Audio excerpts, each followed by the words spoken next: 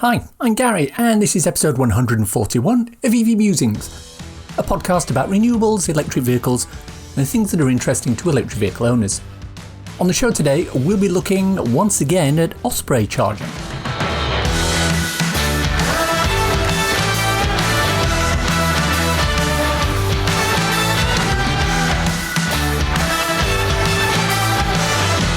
This season of the podcast is sponsored by Zap-Map, the free-to-download app that helps EV drivers search, plan and pay for their charging.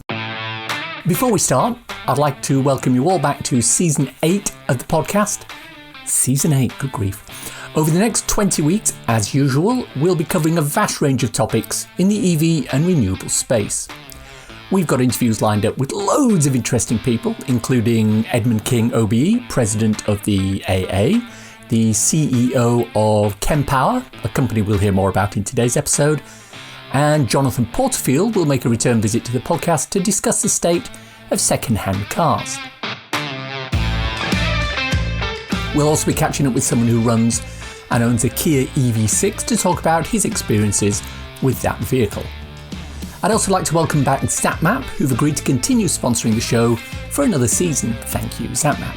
It's an app I use pretty much every time I get in the car for a journey of more than a few miles, just so I know where the nearest chargers are and what the status is of those chargers using Apple CarPlay, an option available via Zap-Map Premium. And on the subject of Zap-Map Premium, a big hello to my patrons. I have a small group of dedicated supporters who help me alongside Zap-Map to keep this podcast running.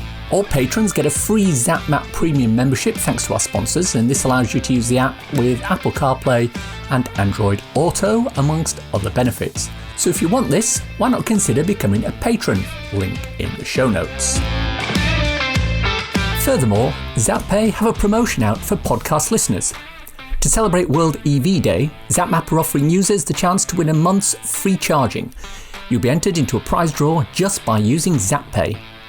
Over 3,000 chargers up and down the country take Zap-Pay and counting. From ultra-rapid chargers for longer journeys to lamppost chargers on residential streets, Zap-Pay covers all types of chargers and uses. Nationwide charging networks GeniePoint and Mer, alongside ultra-rapid provider MFG EV Power, are now live on Zap-Pay.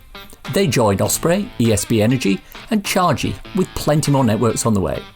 Entry to the prize draw is simple. Use Zap-Pay to charge your car from this podcast release date, 19th of September, until Sunday the 9th of October 2022.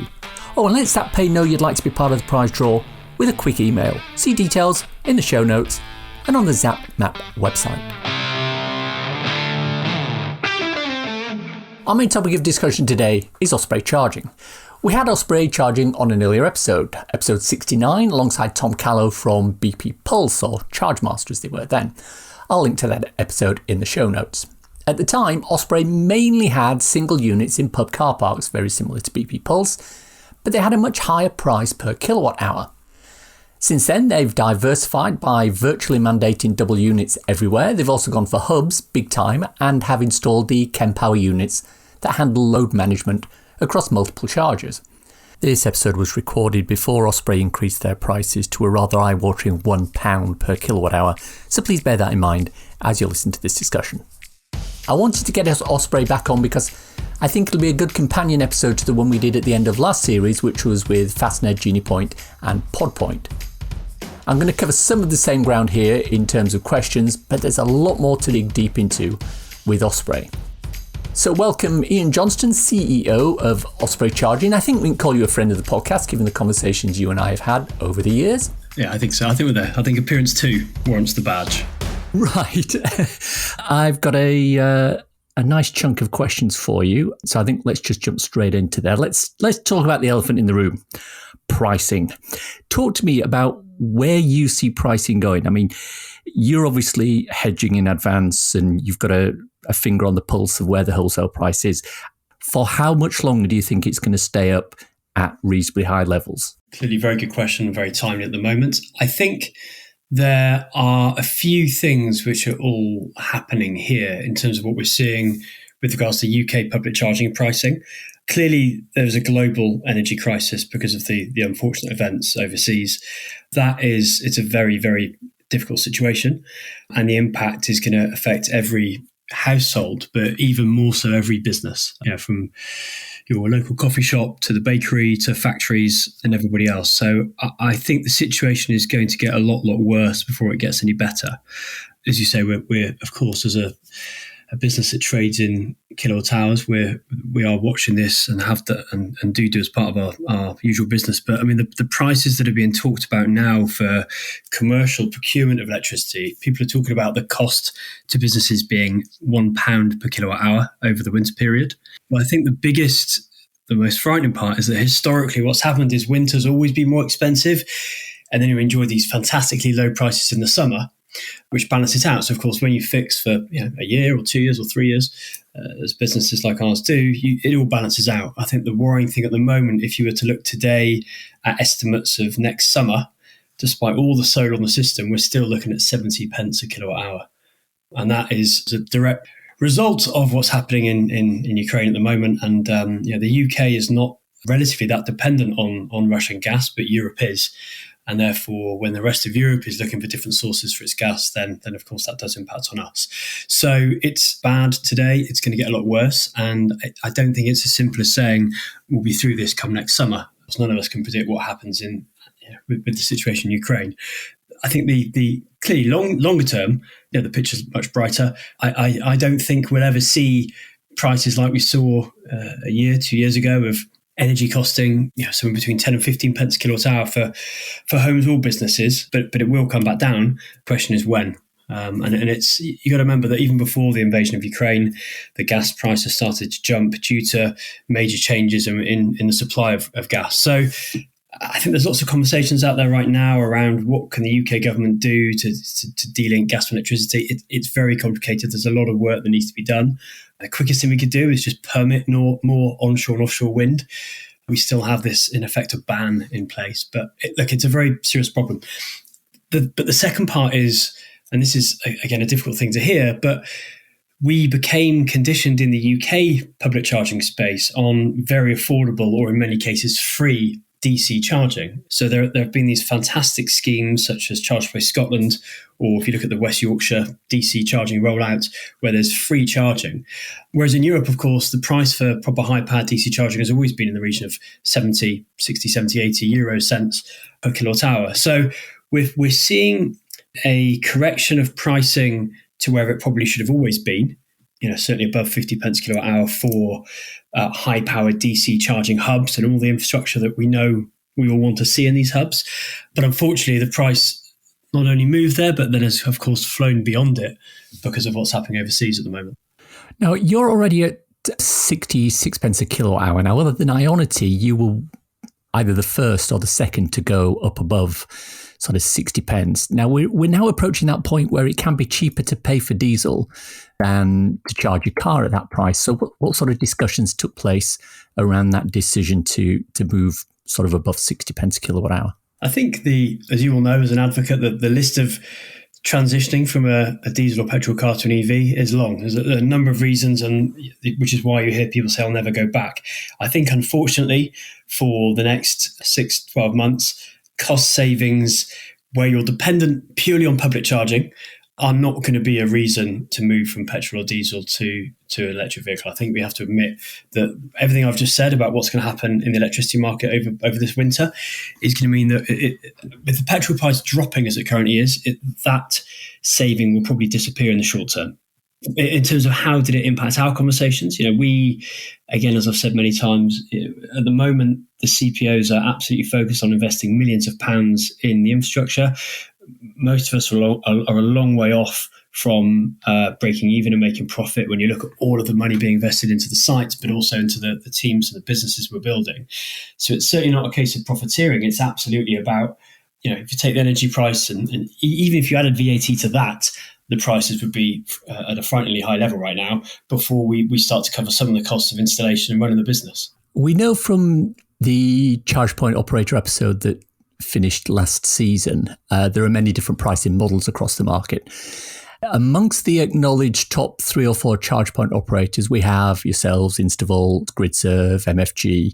Now, the pricing for you and Instavolt is and always has been very close, but you're both a fair bit more expensive than GridServe and MFG. So what are they doing that allows them to price the same electricity that you're buying at a lower price? For any commercial business, the price at which you buy energy will be determined by, of course, when you come off and go onto different contracts. And each of the CPOs will have fixed prices at different times. And it will be that determines the timing of each CPO's changes to prices in the mainstream. So I think I'm sure all of us are looking at our own cost base and trying to work out what do we need to do to cover those increasing costs and move forward. So I can't talk about when our peers in the market have entered their contracts, when they'll leave their contracts. So I believe it's a timing factor on the contracts. We're all, again, many of us come from this space. If you look at Osprey, GridServe, Instavolt, we all came from the renewable energy industry. It's what we've been building for a decade now. So we're experts in this field, but this is much bigger than just CPOs. I know when I chatted with Dee from GeniePoint last season, she told me something that really surprised me, which is that GeniePoint are making a lower profit per kilowatt hour at the new higher price than they were at the old lower price. Is this the same for Osprey? Absolutely. I mean, again, you've used the word profit there, which I caution, but the contribution towards our costs now is significantly less than it was in the first half of this year. Does that mean that you reduce that contribution margin to stay below a certain price? It's a live conversation, of course, every day, every week, because the contribution towards our costs and our investment in infrastructure is lower now for every customer we see than it was in the first half of the year. So it's a balancing act all the time. We of course, we don't want prices to get to a level where customers are turned off coming into our sites. But again, we're a business and we're not a profitable business today. We're trying to expand this network nationwide and there's a hell of a lot of investment going in. So every day, every week, we're reviewing where we sit.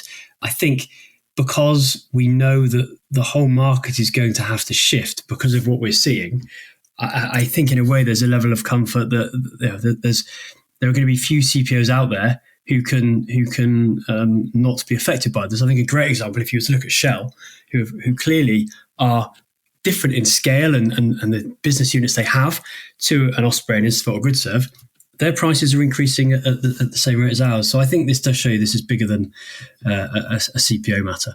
How do offerings like the app Bonnet work? I mean, they charge a lower fee than you do to charge using your own network. How's that possible?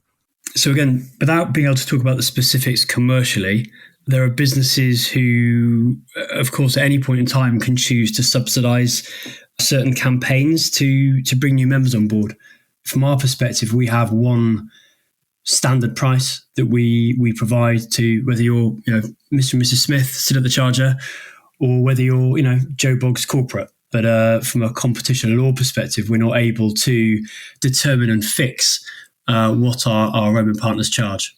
Right, that's my pricing bits. We will talk about VAT later on, I think, but I want to talk about locations now. Paisley Pair, we were there at the end of August for the opening. It's a fantastic site, but there are going to be a couple of questions that come out of that. Yeah, definitely.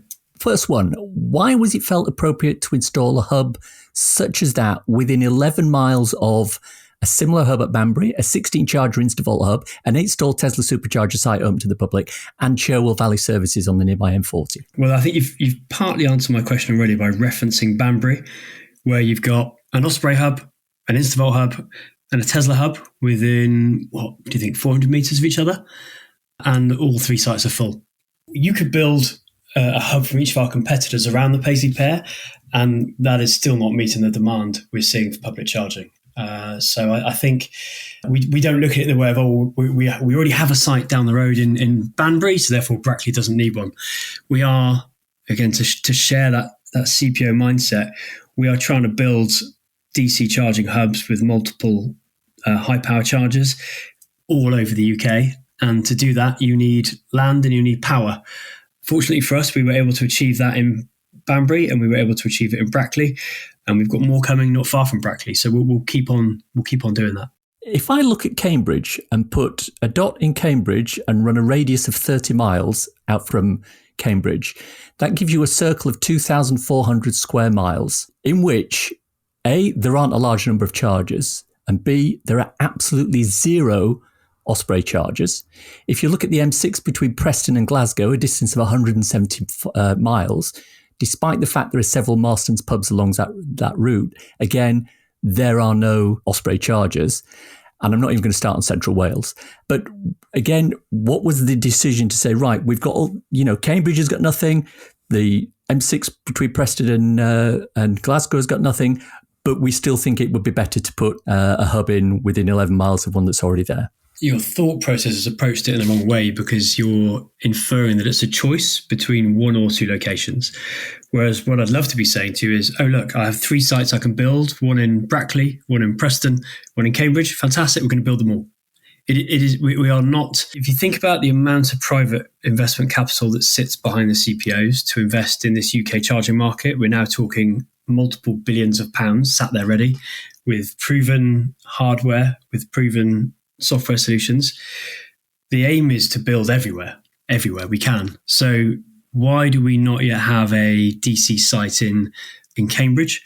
Because as yet we haven't managed to find a landlord or find a piece of land that we can either buy or lease the land that will give us the ability to build a site with a substation to build a hub. Or we found the landlord, and as you said, where you see many Marstons where there are no chargers in the area, that means the grid was not viable there, or there was no grid there. So clearly we are as equally aware of the black spots as you are. Where, I think if a site came to us in one of the black spots and it didn't look to us like, an easy win, we would say, look, we have a black spot to fill. Let's go for it. Let's attack it now. And I'm delighted to say we are today developing sites in both Preston and Cambridge. In many of those cases, we'll be trying to sort out the permissions required to get the substation in. But yeah, it will all come down to getting the land and getting the grid. As you've seen from the national partnerships we have, it's most likely we have the land, but on those land plots, we couldn't bring in the high voltage power. And this is the interesting game we're trying to balance as well, whereby I want to put sites everywhere. When we launch a 3-charger site now, which is it's 3 chargers because it's a low voltage grid connection, of course, when we celebrate the launch of it, people will say, why is it not a hub? Why is it not a high power hub? And again, the reason is because we couldn't secure a high voltage grid connection there. And I think that's key, because a lot of people, especially on social media, will go, well, it's all well and good putting this one in here, but what about X, Y, and Z? And I don't think a lot of people understand that, exactly as you've said there, you can't just go in and say, right, I'm going to put a hub here, because you need the land. You need a landlord who can let you build on there. You need the power supply to be able to put more than a 50 kilowatt on there. And I think a lot of people don't really appreciate this. So I think it's good that you were able to just then sort of get that message out. Also, you need the landlord who's willing to allow you to have the time to recoup your investment in a project. So the same answer I've just given also applies to why are we seeing less DC installation with local authorities? Because naturally, local authorities like to have a shorter agreement. It might be 3 years, 5 years, 7 years. Many of these DC projects, if you're not in central London, have a payback period of 10 years. And you will understand that for it to be a fantastic site, we're going to have to refresh and upgrade that hardware before 10 years is out. So you can also, you can't install and invest in substations unless you have a longer term arrangement. And if the landlord is only willing to work with you on a short basis, or if indeed that landlord themselves only has a short term, well, then it simply isn't viable to build a substation and build a hub.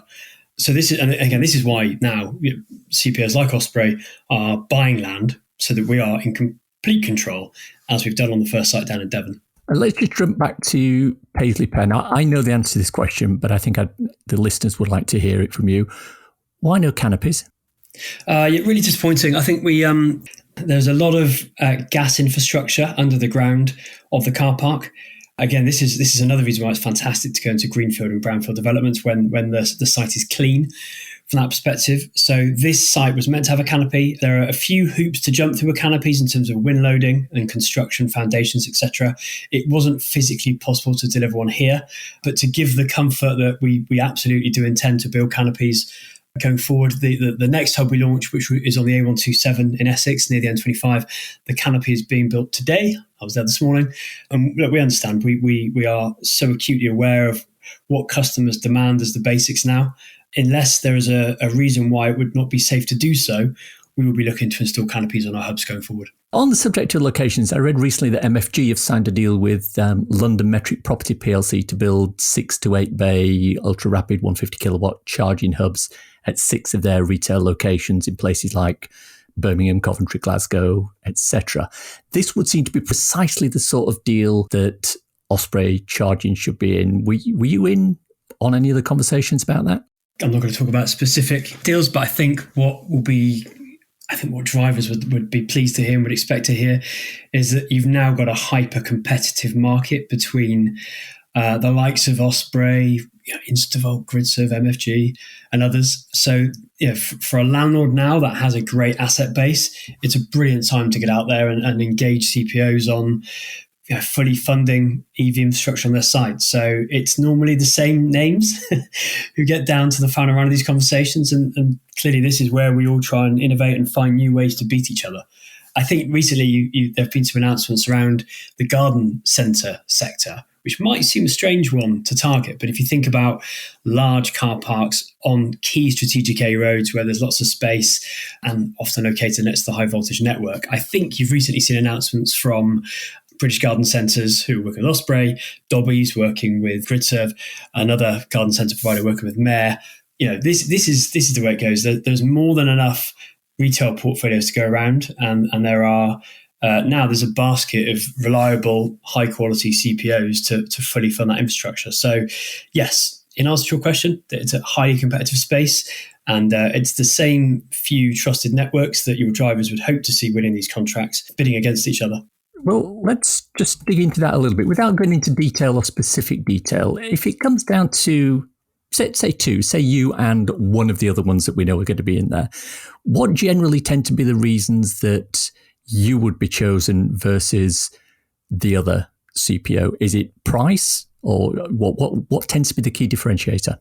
It really does differ from retailer to retailer and local authority to local authority. I think if you look at Marston's as an example, who are a business that is, an incredibly impressive commercial entity, but for them, EV charging was definitely a core pillar of their CSR and ESG strategy. I give that as an example of a business for whom there may be different elements to the relationship that might be more important than purely the price they might see on day one. Other retailers will run a 5-stage procurement process, and there'll be the first 4 stages may all be about quality to whittle down your numbers, and then the 5th stage is a pure shootout on cost. So it does differ from business to business. I think you've got retail park estates here where there are huge car parks, and their business is about having tenants with fixed guaranteed incomes that they can book and report to the markets. And then you've got retail businesses for whom the customer experience and the ability, the flexibility to integrate with their systems might be their priority, for example. So it changes from process to process. Clearly, our position that our partners love is, because we built this Volo back office system, we're able to talk about our roaming credentials in terms of bringing footfall into the site. We can point to launching things like Zap-Pay and Octopus Juice and being a launch partner for All-Star. And now, of course, the Centrica British Gas fleet deal as being key reasons to work with Osprey. But our peers will have equally strong selling points. So I think when you see a contract being awarded to one of the leading networks, it gives you comfort that it's coming down to quality, and we're all very strong offerings. I think what we don't really want to see is contracts being awarded to people who have been very good at talking the talk, but really can't back it up with evidence of a fantastic, reliable nationwide network. But we're in a position now where there's a number of good providers, and we're in the peloton at the front of the pack, and we need to keep innovating to make sure that we are keeping our nose ahead. In your opinion, and again without naming names, why would it be that certain other charge point operators are still on the model of installing single 50 kilowatt chargers in locations? I mean, why not 2? Why not higher voltage? What would be driving that, do you believe? I don't think there are any charging networks who are fully funded models, i.e. Osprey, GridServe, Instavolt, who are installing single units anymore. I think it was interesting listening to your CPO podcast, because there were CPOs there who clearly, as explained on that podcast, their role, their contract is to deliver, maintain and service the charging infrastructure for a host, for a retailer. So clearly there are supermarkets we know of where they are putting in 150 kilowatt. That's not the charging network's choice. It's the host. The host has said, we would like to install 150 kilowatt. And I don't know, I'm not a part of those conversations, but one would presume, why would you do that? It's because that's the available power from the store. Let me remind you that, a two-story fast food chain requires the same power as 150 kilowatt charger. Okay, so the minute you step above that and you try to go 3 chargers, maybe 4, you need to bring in a substation and all the extra cost and complication of bringing that into your site. So my read of the situation, without being in those meetings, is that it's where the landlord says, well, look, we have a strategy for charging, but clearly we're not here of installing large hubs. Now, as you would have seen, I think clearly the CPOs involved in those deals will be heavily advising the host. This is not the future. The future is hubs that, the public want 8, 16, 24, high power charging hubs. And I think we've all seen that recently Morrison's have made the switch and have installed, a hub rather than a single charger. The other thing that is going to be helpful in driving this is planning, and where these businesses in the UK are opening car parks as part of new retail sites. The planning laws are fantastic in requiring them to have not only a charging offering from day one, but also future-proofing the site for charging in the future as well. I want to talk about power in a second, but just wrapping up on the whole hardware thing. Now, you, as a charge point operator, have, I think, 3 different types of charger in your arsenal. You've got those fantastic ChemPowers, you've got the tritium 75 kilowatts, and your original 50 kilowatt chargers, such as the ones that were already there at the Paisley Pair. Now, do you want to talk a little bit about dwell time, power input, and why you can't or don't stick those fantastic ChemPower chargers everywhere? One of the core pieces of our DNA has always been that we've tried to be honest and trusted about why we do things the way we do them. So where you are seeing us installing tritium 75 kilowatt units is because that site has a natural dwell time of 45 to 60 minutes. Okay. Where we are installing the ChemPowers is where it is more of an en route charging need. So when there's a site next to an A road, that's where you're going to see us looking to put the ChemPower units in to deliver a slug of power in as short a time as possible. And clearly, Paisley Pair is an interesting example because you've got high power, you've got 50 kilowatts. There's going to be some AC going in there as well because it's on an A road, but you've also got the hotel and the restaurant too. But for us, in terms of what charge rates do we wish to deliver in the charging bay, we're either looking at between 50 and 75 kilowatts, or it's a high power delivery, dependent on site type. Well, that brings us nicely onto power then. We spoke with Stuart Reed recently from one of the major DNOs, and he mentioned that there are occasions where relocating a charger, say 100 yards, can save thousands on installation costs because you're that much closer to wherever the nearest high voltage source of power is.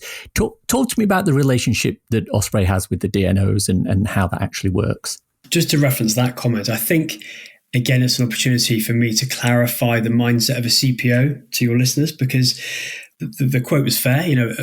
Digging up a road for 100 meters can add thousands and thousands of pounds, but CPOs pay those costs because we want to build these sites. So in the example of our Purley Way hub, we spent £250,000 digging up the concrete on that A road to get the power into the site. So again, if it's viable, if it's physically possible, and it's not insanely expensive to bring the power in, we will spend the money. The site you and I stood on Monday cost £500,000 to build. So we're not afraid of those costs. We don't say, well, we're not going to build that site or because we can't move the chargers.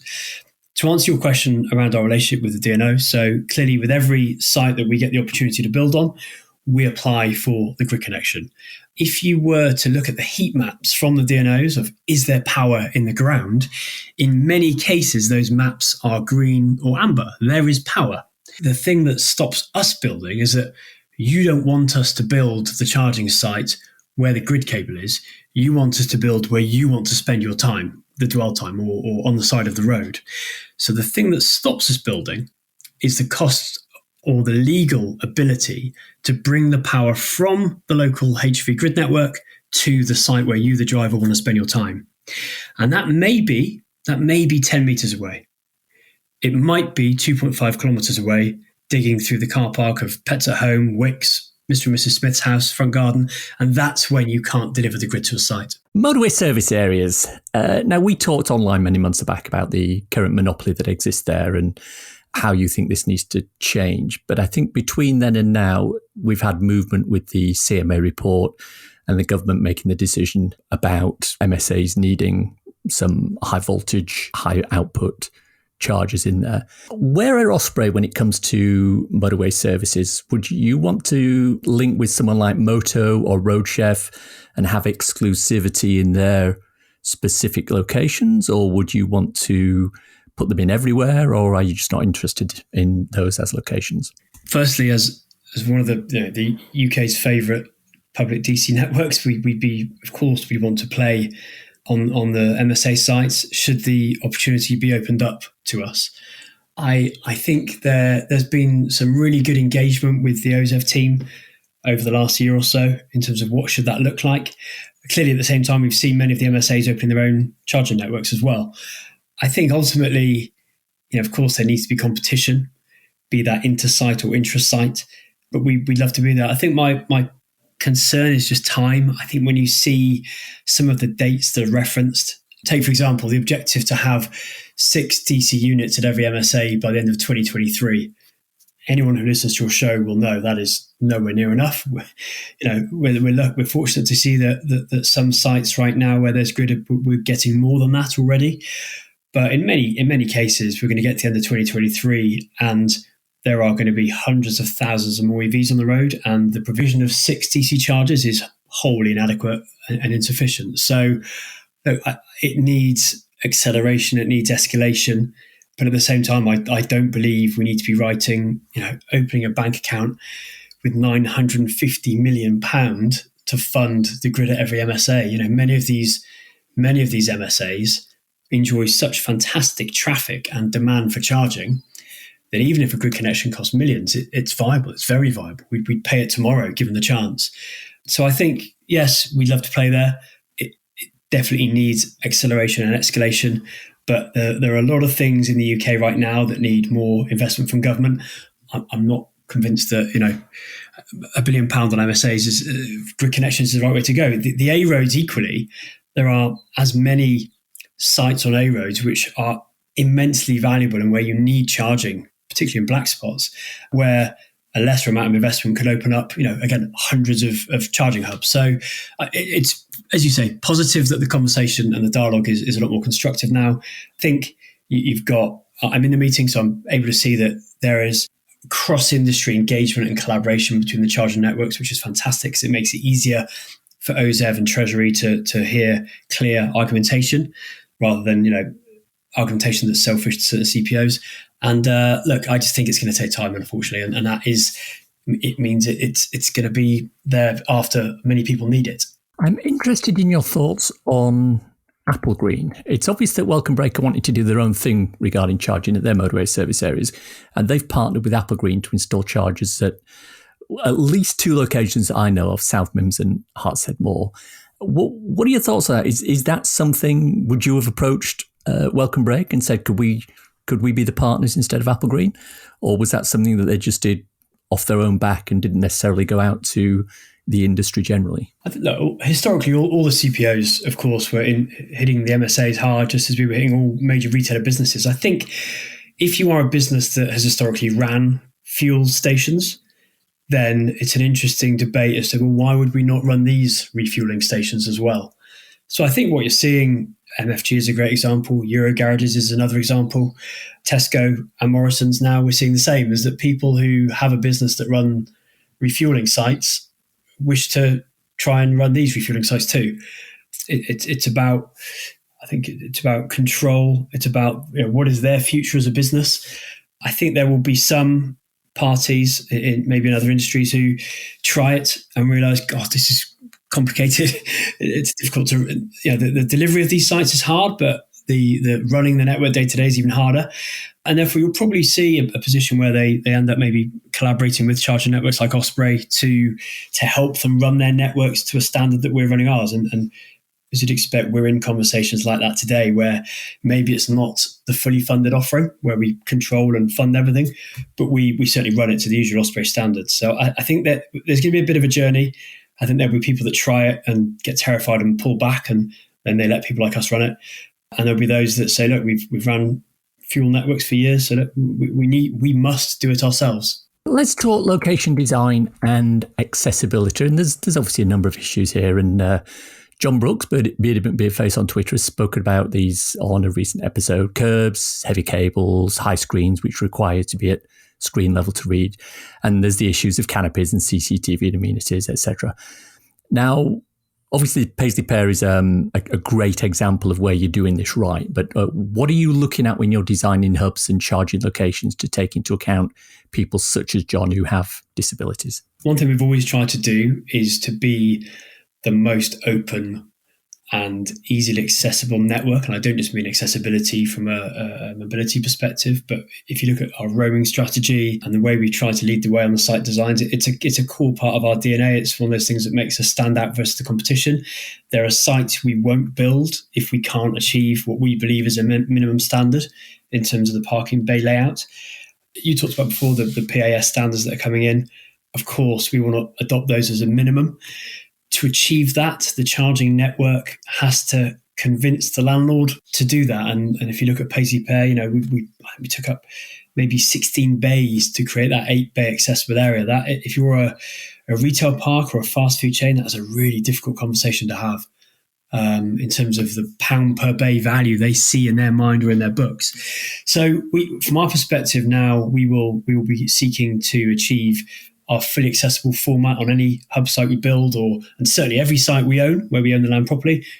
This will be the minimum for us. If you look at many of the compact sites now we have, which are our 2 or 3 charger sites, where we couldn't get the power for a hub, they as well are having this accessible design in the bays. So my view on the standards is that it should be the legal minimum and not a kind of a high bar to target. The reason is that, again, where you have retail businesses, car park owners who are in ultimate control of the site, my view is if they want to play in EV infrastructure, they want to enjoy the benefits it brings, they should deliver a good and easy experience every time. So in the meantime, it allows Osprey to, again, have a proof point of how we're trying to do the right thing for the driver, making our bays as accessible as we can. And, you would have seen us shift around where we locate the chargers. We've shifted around our designs in terms of the bumper strips and other things like this. Of course, ultimately, the one thing that is much harder to influence is global hardware manufacturing. But thankfully, there are many European standards which are stricter than UK standards in terms of screen visibility, screen height, etc. Another reason we absolutely love the Tritium RTM75 and the Kempower is the usability is just so good versus some of the competitive chargers. And again, we are selecting the hardware that we believe is the easiest for the new user to use, not the hardware we can get the best discounts on, etc. Are you looking at going back and retrofitting any of your existing sites with some of the potential standards from the PAS 1899? Yes, I am. Yeah. So, and the place we're going to start is all of our single charger sites. So, in probably in Q4 this year, we are going to go back to the 50 sites which currently have one single circuit control charger. We'll be adding second chargers, and we'll be reformatting those sites as well. You talked a few seconds ago, particularly with somewhere like Paisley Pair, about blocking off a number of bays for you to put your chargers in. And one of the things that I'd like to see, and I know it's done quite a lot on the continent with people like Fastnet, is the whole concept of the drive-through charger rather than the drive-in. And that would allow towing, it would allow longer, higher, wider vehicles to go in. Are you looking at any locations that potentially have the ability to put in drive-through charging rather than the drive-in charging? Yeah, we are. Again, clearly we are proud of all the great work we've done with fleets at the moment. Look at the British Gas announcement recently.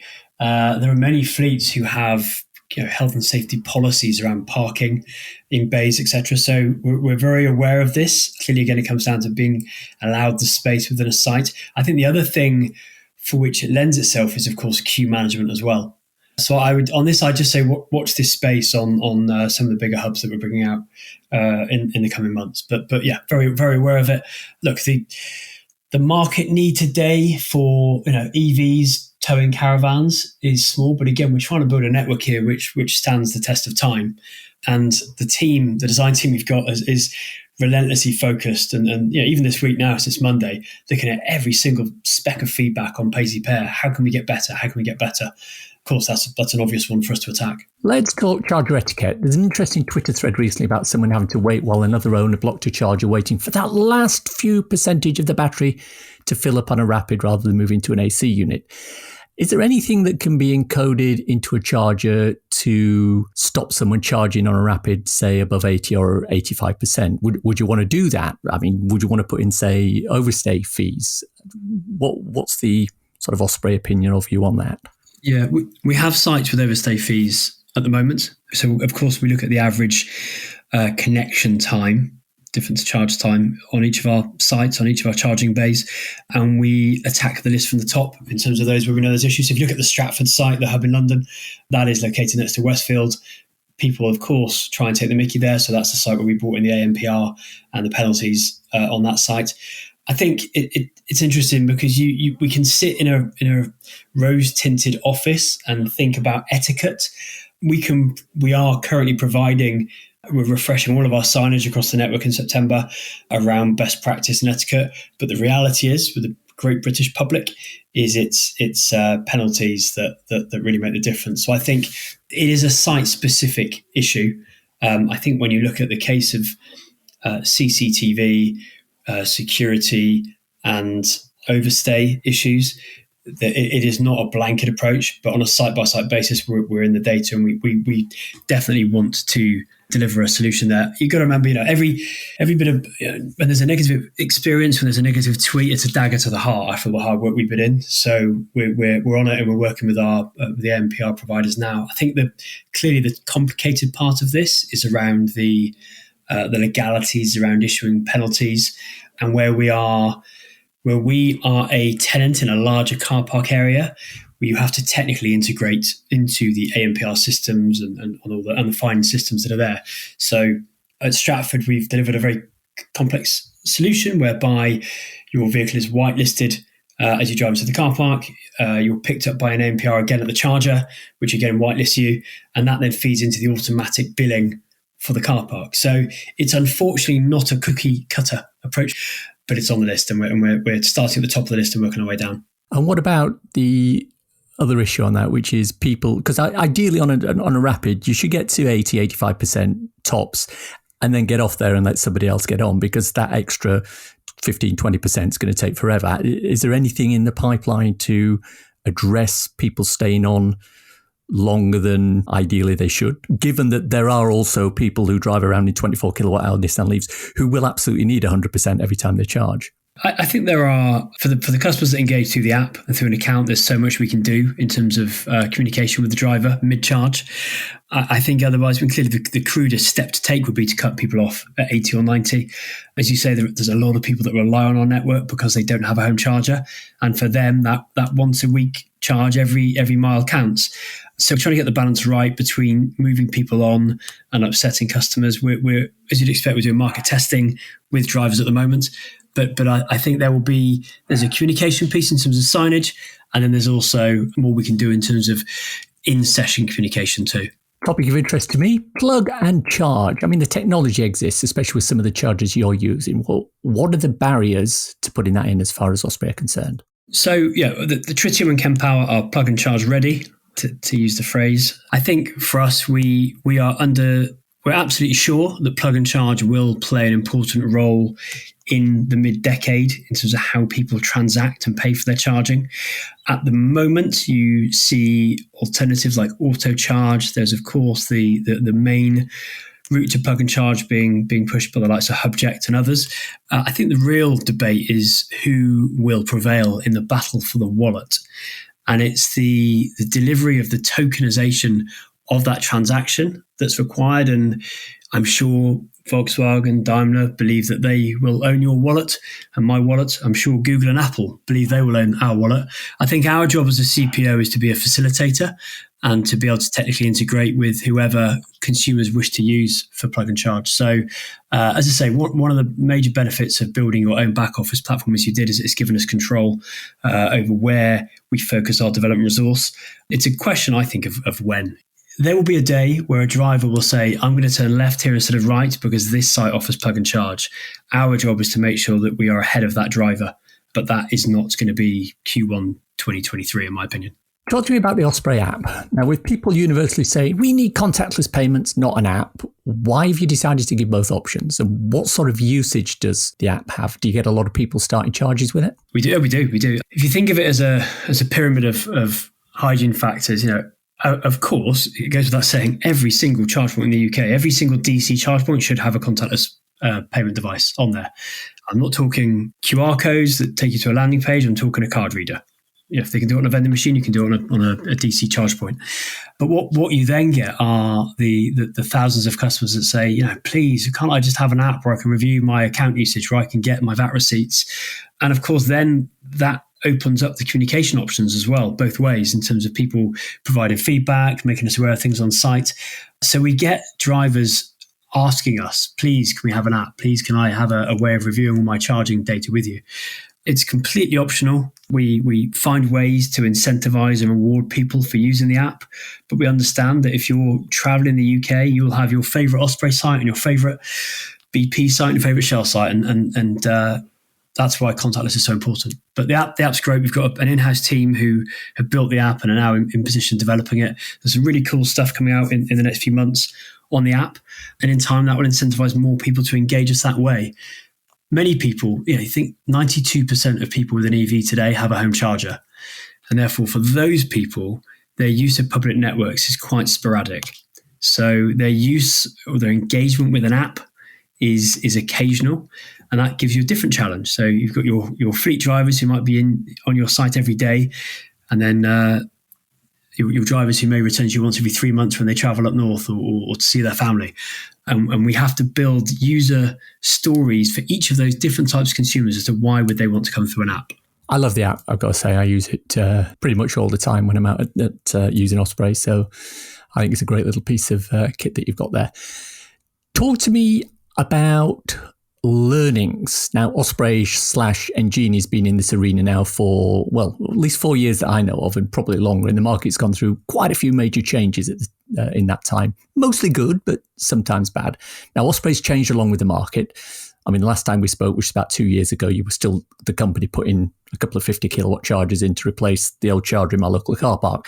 And now you're putting large hubs in with state-of-the-art hardware. So what have you learned at a macro level that drives the company forward? The biggest change that's affected us is, and all the CPOs, is the change in consumer. So we were spoilt with our early adopter driver set, if we call them maybe the fully charged crew, where a driver would be so passionate about the cause of transitioning to electric vehicles that they would give the charger another chance if it maybe didn't work first time, or they'd call the centre and say, I use this charger all the time, I love it, but on this occasion I've seen this error code. The mass market of driver, the next million of people that take EVs are not going to be like that. They're not going to be so patient. They may have been given the vehicle by their work without any decision on their side about transitioning to electric, and they just need this to work. They need this to be as easy as refueling with petrol and diesel, and therefore it puts the impetus on making it as easy as possible to park, to drive into the site, to connect, to pay is so much more important. And it's funny that 4 or 5 years in, we're now talking about such basic stuff, but you get it wrong, that driver will never return, not to your site, to your network. And again, if you look at our hardware strategy, you look at our software strategy, it's all designed that in that moment of truth, the driver has a good experience and they will return. That's the key piece. So I think it's just, and therefore this naturally goes into the hub strategy, because what we all want is a site with 8, 16, 24 charge points that provide the right charge rate for that dwell time. It's easy to use. It gives you the right information you want. And again, this is why at the moment you won't see Osprey talking about 350 kilowatt chargers, because I'd much rather give you 10 150 kilowatt chargers than three 350s. Now, a lot of what you're talking there actually, to me, look, it sort of drops down to the micro level. Now, I was chatting with Steve Forster recently, friend of the podcast, marquee driver who I know works with Osprey, and he took his marquee down to Italy and along the Adriatic coast, and he made a point to try out all the different CPO networks on the way down there. And he took some photos and made some notes. And I believe he was intending to share those with members of the management team. Now, chatting with him, there seems to be many examples of how not to do things. Tiny canopies over chargers that neither provide shade from the sun nor cover from the rain, or instructions that were written out on a big sticker on the charger with no diagrams, lots of words, very dry language, etc. How are you looking to incorporate some of this either into future sites or into retrofitting your existing sites? I think what we're trying to do is not play PR games with what we build. I'll give you a great example is solar canopies or batteries on site. Of course, where the maths and the science works, we are today incorporating batteries to our sites, but we are not in the business of delivering science projects for PR stories. We're here to deliver DC charging sites and in some cases AC charging sites that suit that specific location, so that when a driver arrives, they're like, this makes sense. This is logical. So I think we see lots of what you could deem as innovative solutions, both across the UK and across Europe, but it's a distraction from the core job at hand, which is having as many chargers of the right charge rate. And I know I don't want this to sound like I'm being boring here, but we're just trying to do the core job right. We're not trying to create headlines for tech that and customer solutions that just don't really add any value to the driver. And I think what Steve saw on his journey was lots of different experiences from lots of different companies whose core business might be doing something else. Yeah. So here we have some charging at our business site, which is doing X. And for us, therefore, we really want you to come in and spend 3 hours at our shop. Well, okay, you put the site on the side of a motorway. So naturally, you're bringing drivers in who want to short charge and go. So sticking to the knitting of just delivering public charging for drivers is a traditional but cool phrase to what we're trying to do. If that answers your question, there's so much noise out there, and there's some amazing technology and amazing innovation, and where it adds value to the driver, we'll trial it. But yeah, there's a lot of science projects out there which are very interesting, great showpieces, but it's not what we want 1,000 of across the UK.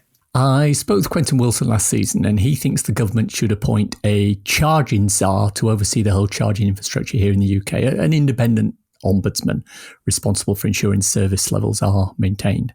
Good idea or bad idea? Good idea. I was talking to Quentin this morning actually about fair charge and the VAT. I think the plans that OZEV have on customer experience are detailed. Of course, there's things in there that the CPOs would like to change, but I think there are plans in place already to raise the bar, and it is raising the bar we need to do. I hope you and your listeners would agree that the Ospreys, the Instavolts, the grids of the world do not need to be hit with a stick to get things right. The problem is there are 5,000 rapid chargers today in the UK. They are not all reliable, easy to use, accessible. And the danger is that when the new EV driver picks up their car or van for the first time, they are not directed to what we would regard as fit for purpose infrastructure. So it's about raising the bar on the lowest proportion of the network. And either those sites need to be upgraded, or they should be taken out of commission, because we are only as good as our worst site as Osprey, but also as the UK charging infrastructure. So as long as those sites are open and people are being let down by them, that's the bit that has to be affected and addressed. Many thanks to Ian for his time. Much appreciated that he took the time to come on the show to answer the questions. It's time for a cool EV or renewable thing to share with you listeners. We often hear about the fact that you should be getting rid of single-use plastics and not buying avocados because they use too much water. But how much of this is actually true? A book by Mike Berners-Lee, yes, brother of Tim, creator of the World Wide Web, called How Bad Are Bananas, is well worth looking at. It goes through the carbon footprint of literally hundreds and hundreds of things. Using a sheet of toilet paper, 5 grams of carbon. Sending a text message, 3 grams of carbon. Flying to Australia, you really don't want to know. You can argue about the accuracy of the data presented, but in the big scheme of things, it's always useful to know if you're focusing your attention in the right places when looking at reducing your carbon footprint. Worrying about a single-use plastic carrier bag which emits 3 grams of carbon when you fly to your second home in Spain twice a year is one way of getting some perspective.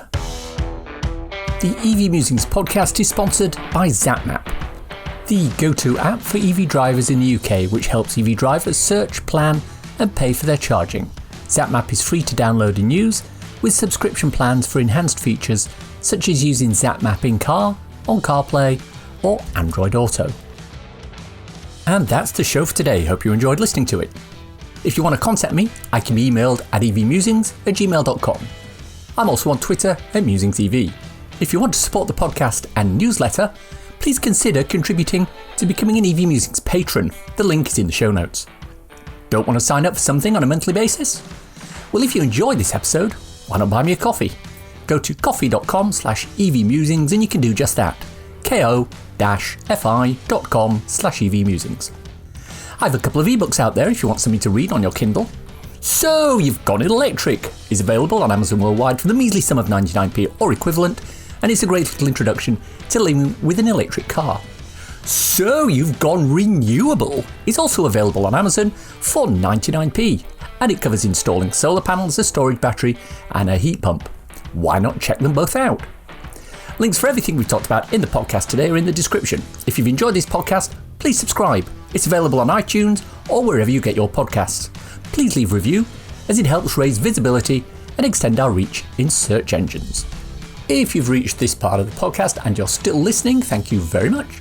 Why not let me know you've got to this point by tweeting me at MusingsEV with the words, "Welcome to the new season," hashtag if you know you know. Nothing else. Thanks as always to my co-founder Simon. You know, he's very keen to move on with his latest hobby, Egyptology.